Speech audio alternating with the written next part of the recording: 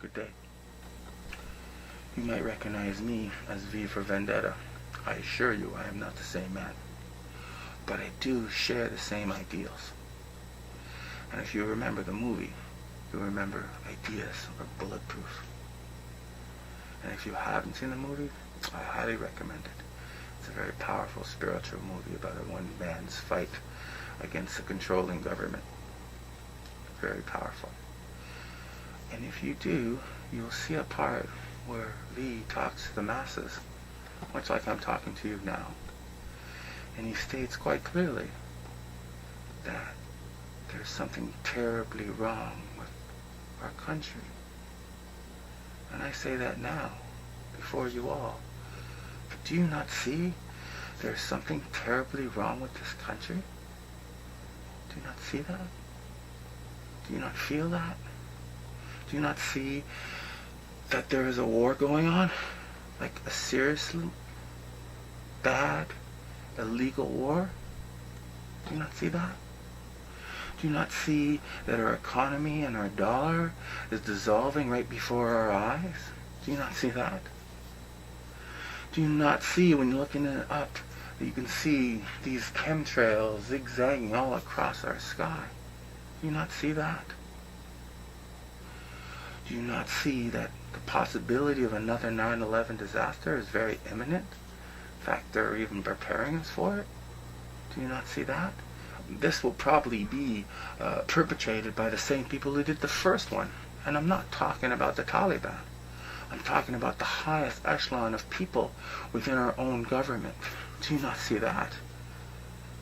Do you not see that our own personal freedoms, our own personal rights are being destroyed day to day, bit by bit?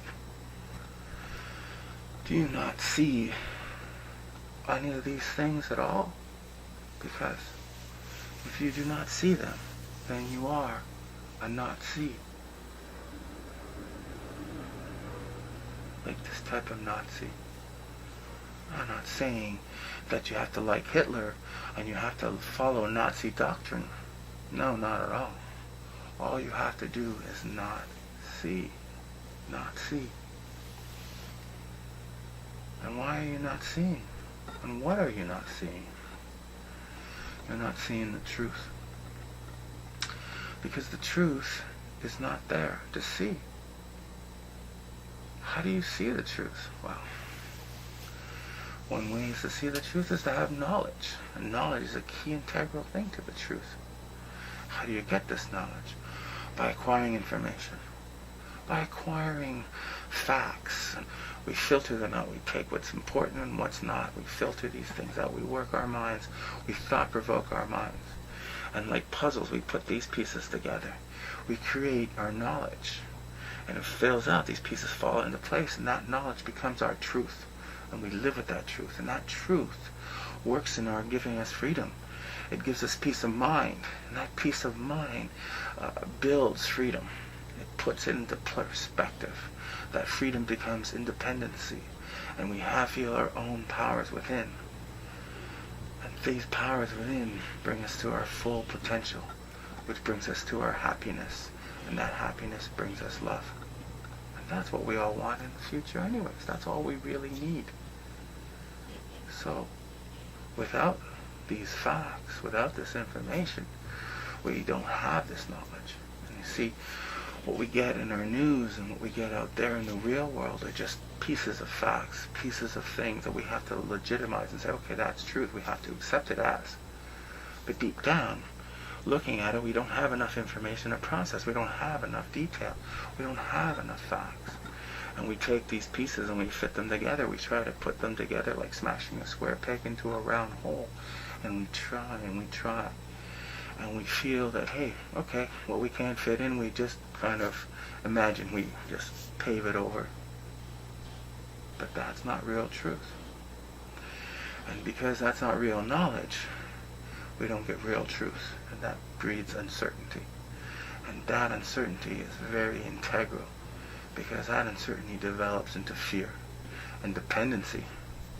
Because what we can't figure out, we have other people figure out for us. that is totally wrong, because our own minds need to be fed these facts, and we need to be given these facts. So, what ends up happening without these facts? We lose out, and we don't have these details. You see? And what happens, uncertainty and fear breeds the dependency, and that dependency has a price, and it's called sacrifice. Because what we get, oh, we give, please, it's not for free. Oh, we're not helping you out for nothing. You have to give us something back, and that becomes dependency. Whether it's taxes, whether it's military service, whatever, you have to give something back. We'll give you knowledge, we'll give you a university degree, but you got to risk your life and fight for us, right? We'll give it to you, we'll give you that knowledge, but here you got to do this for us. And that dependency brings loss, and to some degree pain, and to a lot of degree pain, and that pain breeds hate, and that is not a good thing, because that's working the opposite of what you really want in our lives.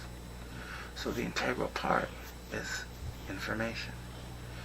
The integral part is knowledge. The more knowledge we can see, the more we can get, the better.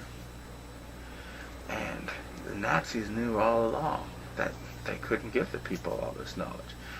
No can do, because they needed control. And they had to keep the control just enough to be an influence in a positive way. But they couldn't give them too much to go on. So they controlled the media, much like the media is being controlled here with corporations and monies and all. They had to control the newspapers, the radio, the film industry. They controlled all of that. And just to ensure it, they had to take whatever information that was there for them and take it away. You see, right in the first year of war, they burnt books, because these were key areas of knowledge. They couldn't have Germany. They said, oh, we're burning it because they're Jewish literature. Well, most of it wasn't Jewish literature.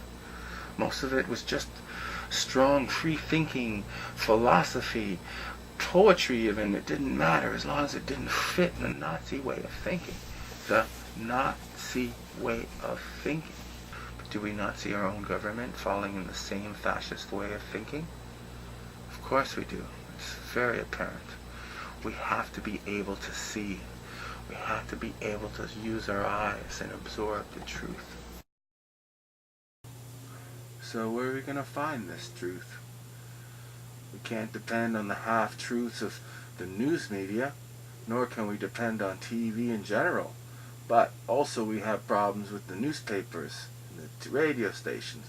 This is not places where we can really get good truth. Where are we going to go for that? There's only really one place, and that is the internet. So now the rug's been pulled from under us, because now the internet is now at stake.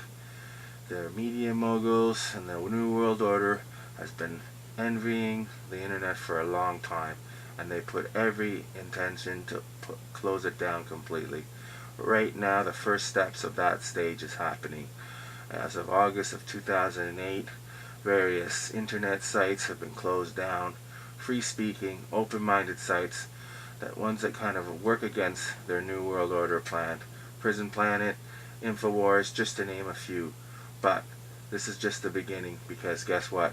They want to take down the internet and make it into one big glorified cable network. Well, you know what that means. That means they're going to force feed us what they want us to listen to and see.